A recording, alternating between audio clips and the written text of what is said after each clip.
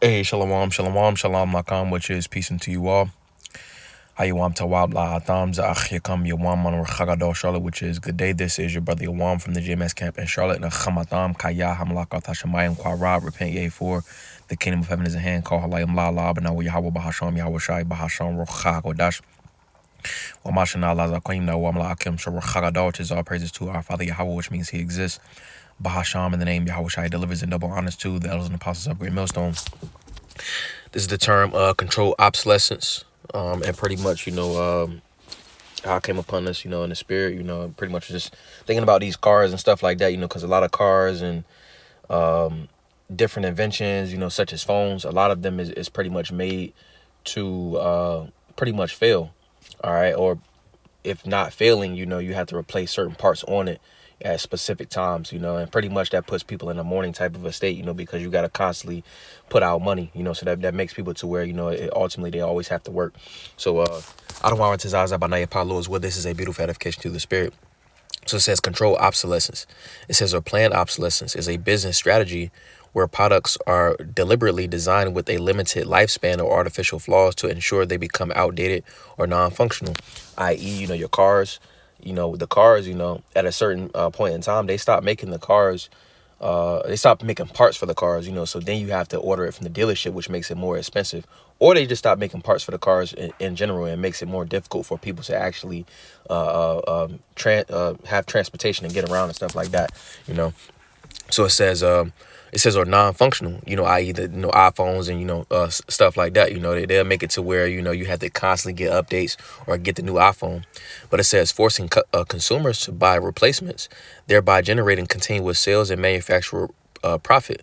This is achieved through tactics like using cheap components, limiting repairability, restricting parts info, discontinuing software support, or creating new models that make old ones seem unfashionable. It creates waste and frustration, but is a core tactic for companies in saturated markets to sustain demand, relying on consumer brand loyalty and lack of transparency about product life. So pretty much it puts people to a point at a point to where it makes life pretty much life ain't sustainable in this type of mindset and pretty much in this way, because people are ultimately always in the morning.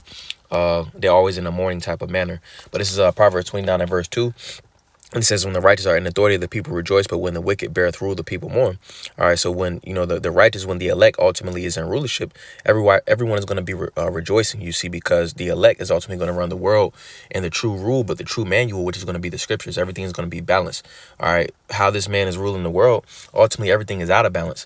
All right, so that's why, bills are constantly going up. That's why, there's things such as control obsolescence to where, it's constantly cash having to go out.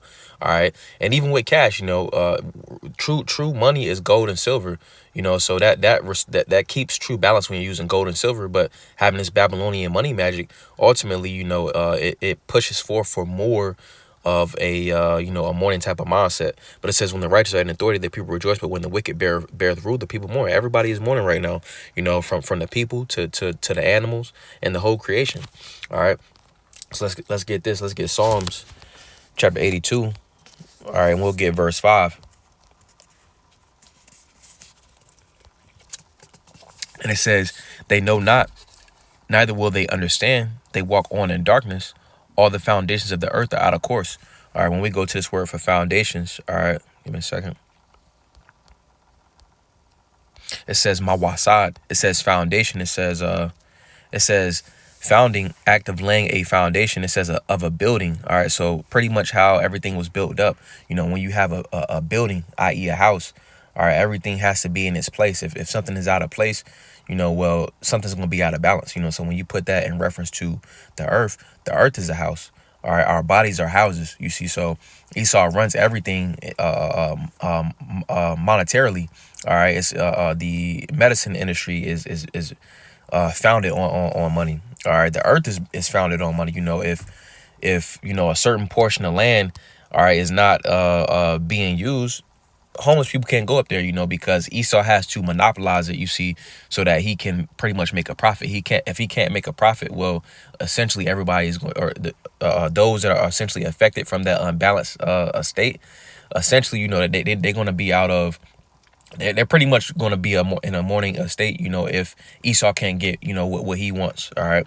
So reading this is Ecclesiastes chapter 5 and verse 9, and it says, moreover, the profit of the earth is for all. The king himself is served by the field. So it says, moreover, the profit of the earth is for all. Everyone is supposed to benefit off of, the earth, you see. But being that this man has made it to where, he has to monopolize land and different resources. All right. Ultimately, everyone can't be in a everyone can't ultimately thrive. Everybody is just surviving. All right, because again, everybody's supposed to benefit off of the resources or the well-being of the earth. All right, the resources of the earth, the land of the earth. Everybody's supposed to profit off of that, because if you have subjects, as the scripture says, I can't remember where it's at, but it's in Proverbs somewhere. But it talks about a king is ultimately the welfare of the people. Is pretty much, it looks good on the king. And so in a certain amount of words. But it says, moreover, the profit of the earth is for all. And the reason why I bring it up is because if the people are doing good, well, the leader is going to be good, you see. But Esau was made to be that unwise king. So therefore, that's why he's been taken out of rulership. And he was never meant, to rule the earth for eternity. All right. That ultimately was for, the Lord Yahweh Shai and the elect.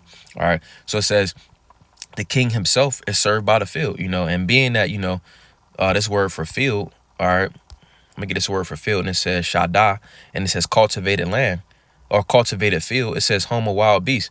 Esau destroys the land, or he destroys, the beast. He destroys everything, So the field, the field ultimately is representative of pretty much the land on the planet Earth, So ultimately, that land, a lot of it he destroys, all right, and that's not doing good unto the people.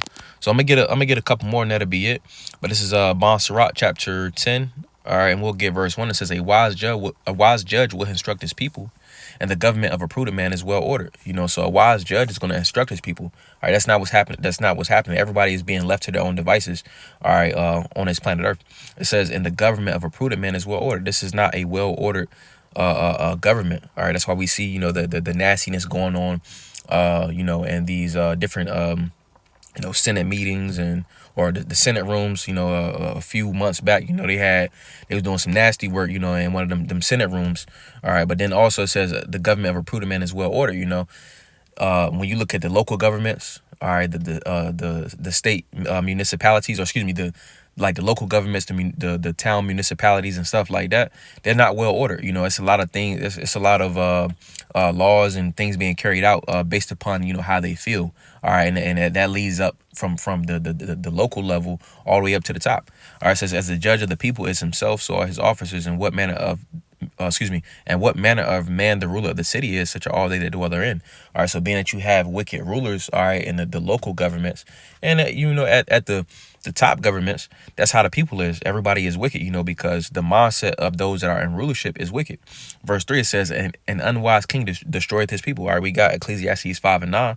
The king is served, by the field. And I also quoted in so many words the precepts and Proverbs, but it talks about how, the king, if he has subjects, ultimately it looks good upon him, you see. But Esau, Edom is an unwise king, so he's destroying the people. So it says, but through the prudence of them which are in authority, the city shall be inhabited. All right, and the cities, all right, the planet Earth is not being inhabited as what it should be. All right, verse 4 says the power of the earth is in the hand of the Lord, and in due time he will set one over it that is profitable. Reading it again, it says the power of the earth is in the hand of the Lord, and in due time he will set over it one that is profitable. All right, so being that all right, well, let's skip down to verse 8. It says, because of unrighteous dealings, injuries, and riches got by deceit, the kingdom is translated from one people to another. All right, so going back to verse 4, the power of the earth is in the hand of the Lord. Daniel 4 and 17, it says, in due time he will set one over it that is profitable. All right, Isaiah 1 and 26, those that are profitable is going to be the Lord Yahweh Shai. All right, are on down to the elect. All right. So it says, verse 8, because of unrighteous dealings and injuries and riches got by deceit, the kingdom is translated from one people to another. So being that, Esau Edom is not profitable. All right, he's ruling the world in wickedness. All right, he ultimately has unrighteous dealings. All right, injuries and riches that have been gotten by deceit. All right, ultimately the kingdom, all right, the power of the earth is ultimately going to be translated from him. all right, to Ya'aikwab, the 12 tribes, you know. So I don't want to Zaza by night. Apollos with as a beautiful edification to the spirit. Wa I don't want to Zatam Yashawam Tawab. Lord's will. You have a good day. Wa shalom lakam, which is peace and to all. Shalom, shalom.